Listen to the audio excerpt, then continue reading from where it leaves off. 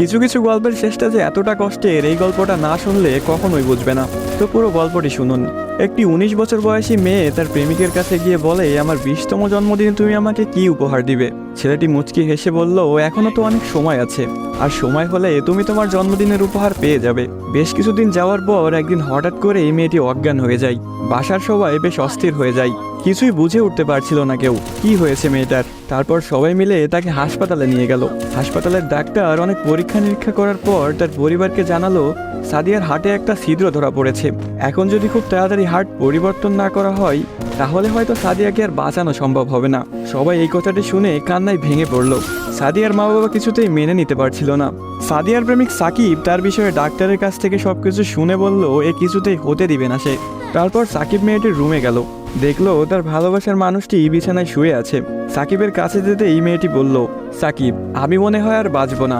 সাদিয়ার চোখের পানি মুছে দিয়ে সাকিব বলল, কে বলেছে তুমি বাঁচবে না? তুমি খুব শীঘ্রই ভালো হয়ে যাবে। মেয়েটি বলল, তুমি কি করে জানলে? ডাক্তার তো বলেছে আমার হার্টে একটা ছিদ্র ধরা পড়েছে, আর আমাকে বাঁচানো সম্ভব না।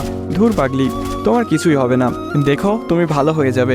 এভাবেই বেশ কিছুদিন যাওয়ার পর সাদিয়া সম্পূর্ণ সুস্থ হয়ে যায় এবং বাসায় ফিরে যায়।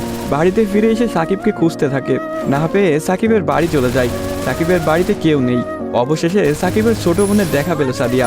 কিরে, তোমার ভাই কোথায়? সাকিবের বোন কোনো কথা না বলে হাতের ইশারা করে সাকিবের রুমটা দেখিয়ে বলে উঠল, টেবিলের উপরে আপনার জন্য একটা চিরকুট রাখা আছে। সাদিয়া কথাটি শুনে রুমে গিয়ে চিরকুট হাতে নিয়ে পড়তে শুরু করলো।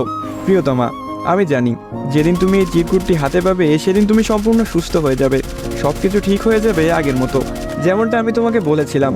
আমি বলেছিলাম না কিছু হবে না, দেখছো তাই হয়েছে। তুমি আমার কাছে 20তম জন্মদিনের উপহার চেয়েছিলে না? অনেক ভেবেছি, কিন্তু তোমাকে কি উপহার দিব ভেবে পাচ্ছিলাম না। তোমার অসুস্থতার কথা যখন ডাক্তারের কাছ থেকে শুনলাম, যখন বললো একটা হার্ট খুঁজতেছিল, তখন মনে হলো তোমার জন্য এর চাইতে ভালো কোনো উপহার হয় না। আমার হার্টটাই ছিল তোমার জন্য শ্রেষ্ঠ উপহার, যা আমি তোমাকে দিয়ে গেলাম। মন খারাপ করো না, আমি আকাশের ওই উপর থেকে তোমাকে সব সময় দেখব।